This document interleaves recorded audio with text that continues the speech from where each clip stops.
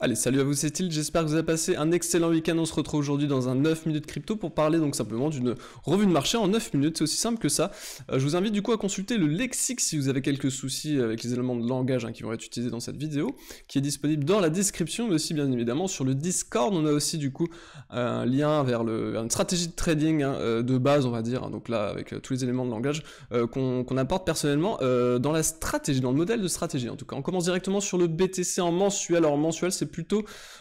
beau ce qu'il est en train de faire, donc la clôture n'est pas encore faite, il faut attendre encore quelques jours, donc là on peut pas encore vraiment se projeter dessus, j'en parle quand même étant donné qu'on est le 27 et qu'on va bientôt la faire, et ici on est bientôt, voilà, on est quasiment sur les niveaux de clôture mensuels les plus hauts de l'histoire du BTC, étant donné que là on est sur la deuxième, pour l'instant clôture la plus haute de l'histoire du BTC, on n'est pas très loin de faire la première, ce qui pourrait donner un signal très haussier en termes de fonds pour le Bitcoin. On peut voir aussi qu'on peut avoir ici une tasse avec Ans, en tout cas si on se met en line sans prendre en compte l'excès, finalement, cet excès qui a eu lieu au niveau du Covid, on pourra avoir une structure de continuation mensuelle qui est ultra intéressante. On est quand même ici sur un niveau de résistance annuel, donc on fait attention quand même avec cette zone. C'est pas franchement une zone où on a envie d'acheter, voilà, vraiment pour du long terme, il fallait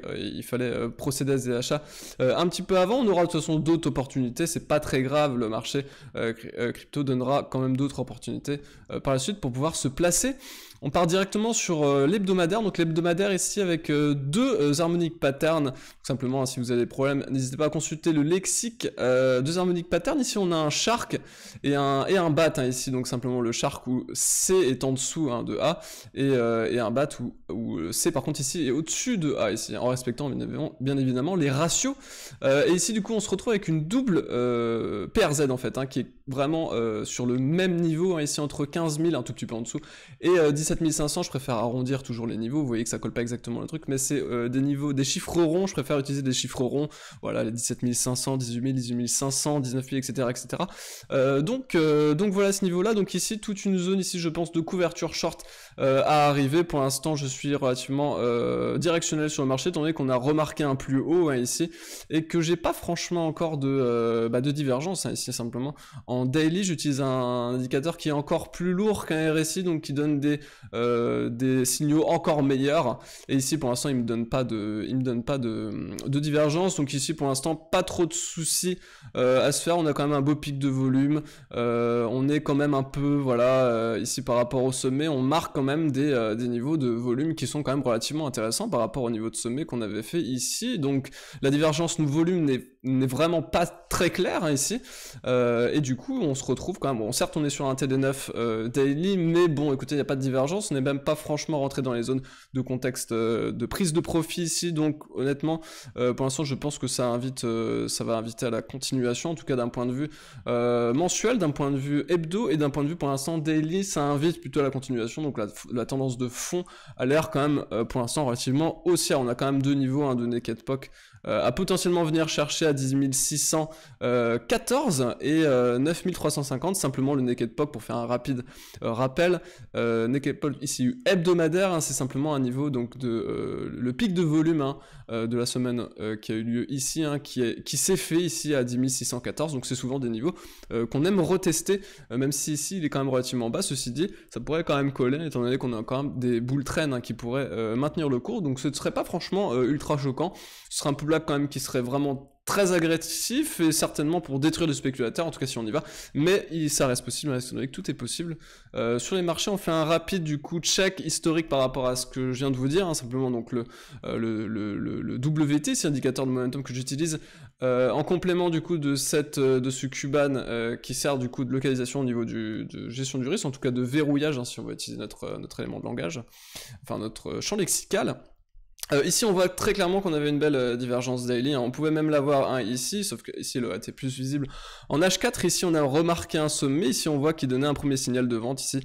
sur le cross, ici premier cross qui a eu lieu du coup ici sur ce niveau là, donc ici on avait déjà une première divergence, on peut même décaler un tout petit peu ici, ce qui du coup indiquait à prendre une part de profit ici, certes c'était haussier, mais c'est parce que c'est haussier qu'on ne peut pas prendre de profit, hein, bien évidemment. On va faire un tout petit check aussi sur l'autre, hein, ici, voilà, on continue encore un tout petit peu dans le cycle, hein, on remonte en 2017 hein, ici, et on voit ici qu'on avait effectivement, là encore une fois, une divergence hein, entre ce sommet et ce sommet, donc ici une belle divergence daily hein, qui a fait encore son taf, étant donné qu'on a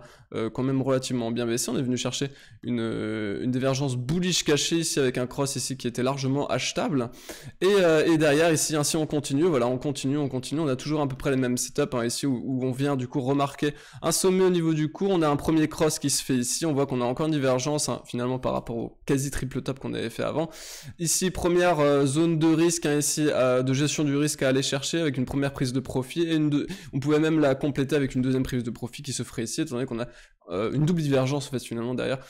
ou sur un premier sommet en tout cas.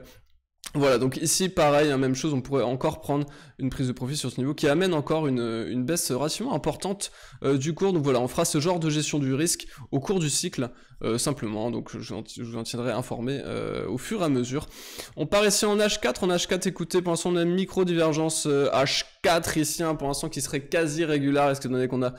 quasiment frappé les sommets, c'est pas très clair, le fait Enfin, on n'est pas allé en tout cas assez haut je trouve pour qu'on ait une grosse divergence, on est venu en tout cas purger un petit peu, ici on est reparti à 12 000 quand même 760, on est revenu chercher un niveau de contexte horaire, donc ça pourrait déjà être fini finalement, voilà, en termes de gestion, en termes de suivi de tendance, ici on est encore largement orienté à la hausse, donc tout ce qui est intraday, scalping, etc. se feront plutôt ici à la hausse qu'à la vente, étant donné que là ce serait plutôt anticipé un retournement de marché, on évite de faire ça en tout cas quand on veut juste simplement suivre la tendance et prendre des profits au cours d'une journée, au cours d'une session, ou même au cours d'un micro-swing. Hein. Alors la dominance du BTC par contre, donc là voilà, on switch un peu, BTC c'est fini, on part directement sur l'analyse, on va dire plutôt des alts, ici on avait un support hein, ici, qui a été donc une zone du support, hein, anciennement du coup résistante, qui est devenue support, ici on est passé en dessous, ici on est venu chercher les 0,38,2 finalement de toute cette vague hein, de baisse hein, depuis le bottom hein, qui est ici. On est venu chercher, voilà, je l'avais même élargi un tout petit peu ma zone en prenant les petites mèches qui sont ici, on voit qu'on est venu vraiment tic au poil hein, et on est venu aussi chercher le pivot de support 1 annuel ici, donc sur ce niveau, ce qui était relativement intéressant sur ce niveau, j'en avais parlé en tout cas sur la baleine, hein, pour ceux qui suivent les vidéos sur la baleine aussi en parallèle, il y avait une quasiment triple, je crois que c'était une triple divergence daily en plus qui était ici. J'avais dit qu'il fallait certainement pas repasser en dessous, sinon il allait y avoir une accélération baissière, hein, étant donné que quand un momentum s'étire et diverge fortement, si on vient derrière l'invalider, ça crée les paraboles, c'est ce qui crée les paraboles finalement, cette contraction en fait hein, divergente, qui du coup vient là stomp tous les gens qui ont voulu jouer contre la tendance. Hein. Et ici, voilà, on a eu effectivement ce rebond qui vient du coup chercher la zone maintenant qui devient résistante hein, ici. Hein, donc, alors attention quand même ici parce que sur le momentum, on a quand même potentiellement une divergence relativement forte, cachée en tout cas ici. Donc on fera attention, Bitcoin n'a pas forcément dit son dernier mot, mais pour l'instant la structure, il n'y a pas grand chose, on a simplement voilà un U, hein, donc là il faudra au moins peut-être venir rechercher ce niveau avant pour pouvoir peut-être faire un double, voire un triple bottom et pouvoir repartir plus sérieusement quoi. Mais j'y crois moyen, étant donné que si on a affaire à un cycle de hausse complet ici sur les alts, hein, très souvent BTC va juste, enfin la dominance de BTC pardon va juste baisser. Donc voilà, ici je pense que là on est sur un triple bottom hein, ici sur ce niveau. Donc ça c'était en 2015 et là on a refait encore quasiment la même structure avec le Covid qui vient chercher la troisième jambe de baisse. Et ici voilà, on vient de passer au-dessus des niveaux,